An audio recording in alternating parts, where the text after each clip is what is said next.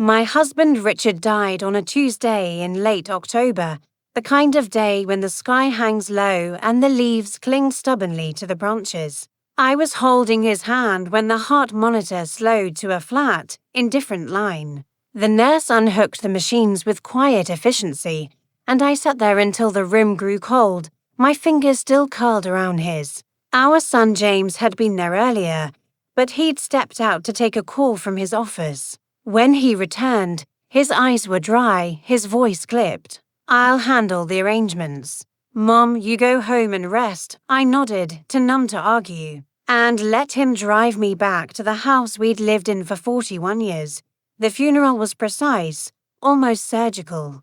James had chosen the casket, the flowers, the music, everything in muted tones of navy and grey. He stood at the podium and spoke of his father's legacy, the software company he'd built from a garage startup into a $48 million empire. He didn't mention me once. I sat in the front pew, clutching a tissue I never used, watching strangers nod at his words. Afterward, people milled about the lawn with paper cups of coffee, murmuring condolences that felt rehearsed. James shook hands, accepted hugs, and when the last car pulled away, he turned to me and said, "We'll meet with the lawyer next week. I've got it under control." He didn't ask if I needed anything. He just left. That night, I wandered through the house like a guest. Richard's glasses still sat on the nightstand, folded neatly beside the novel he'd been reading. His slippers waited by the bed, toes pointed toward the bathroom. I opened his closet and breathed in the faint cedar and soap scent that lingered on his shirts.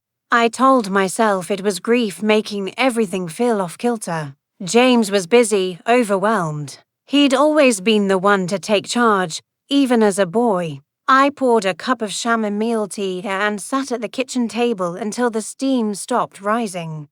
The lawyer's office was downtown, all glass and polished wood. I arrived early, wearing the navy dress I'd worn to Richard's retirement party.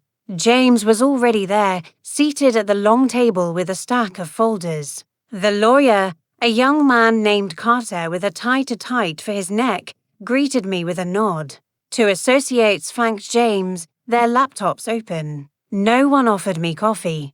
Carter began reading the will in a monotone, listing assets, the company shares, the beach house in Maine, the investment accounts, the vintage car collection. Then he reached the trust. Primary control and beneficiary rights transferred to James Richard Harlan 6 months prior.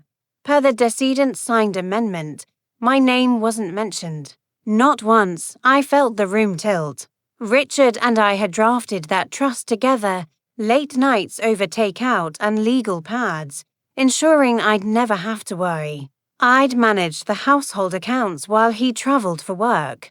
I'd been there for every hospital stay, every round of chemo. James looked at me then, his expression unreadable. "It's what Dad wanted, Mom," he told me himself. Carter slid a document across the table. Richard's signature, shaky but there, dated the week he'd been hospitalized. I stared at it until the letters blurred.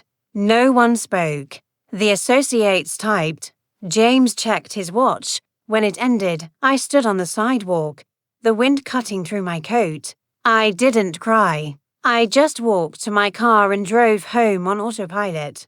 That evening, I opened Richard's desk drawer, the one that always stuck. Inside were receipts, a half-used notebook, and a plain white envelope with my name in his handwriting. I opened it with trembling fingers. 3 pages. The first was a note. "James says the trust needs updating for tax efficiency. He's pushing hard. I'm tired, Ellen. I don't have the fight left. Tell me if I'm wrong." The second was a photocopy of an older will draft, my name circled in red where it designated me as co-trustee. The third was a printout of an email from James to Carter, sent for months before Richard died, finalized the transfer. He's not lucid enough to notice. I read until the words burned into my brain. Richard had known something was wrong. He'd tried to tell me, but I'd been too busy keeping him alive to see the signs. I folded the pages and slipped them into my sweater pocket. The house felt smaller, the walls pressing in. I slept in the guest room that night, the one with the creaky floorboard Richard always meant to fix. The next morning, I called Margaret Liu. She'd been Richard's CFO for 20 years. Steady as granite. We met at the diner where Richard used to take us for pancakes after board meetings. She listened while I slid the envelope across the table. Her eyes narrowed as she read. "This isn't right," she said. "Richard would never sign anything without you there." She made notes on a napkin, dates, witnesses, the notary stamp that didn't match the firm's usual seal. "We start with the bank records," she said, "and the medical logs. If he was medicated, we can challenge capacity." We moved carefully. Margaret pulled strings quietly, requesting documents through back channels. I went through Richard's files at home, finding a locked metal box in the garage. Inside was a USB drive labeled backup. On it were scanned copies of the original trust, emails between Richard and James arguing over control, and a video file dated 3 weeks before he died. Richard, frail in his hospital bed, voice rasping. "James, I'm not changing the trust. Ellen stays." "That's final." James's reply was off camera, sharp. "You're not thinking clearly, Dad. Let me handle it." I watched it twice, then called Margaret. She brought in a probate attorney named Victor Reyes, a man with kind eyes and a voice like gravel. He reviewed everything and said we had grounds for undue influence. "But it'll get ugly," he warned. I told him I was done being quiet. The hearing was set for a month later. James sent a letter through his lawyer, accusing me of emotional manipulation and threatening countersuit. I framed it on the fridge next to Richard's old grocery lists. Margaret found a nurse who'd been on duty the night the amendment was supposedly signed. She remembered James arriving alone, staying for 20 minutes, leaving with a folder. The notary was a temp, paid in cash, no longer employed. At the hearing, Victor laid out the timeline, the video, the emails, the medical records showing Richard heavily sedated. The nurse testified. The notary didn't show. James sat stone-faced, his lawyer objecting to every point. When Victor played the video, the judge leaned forward.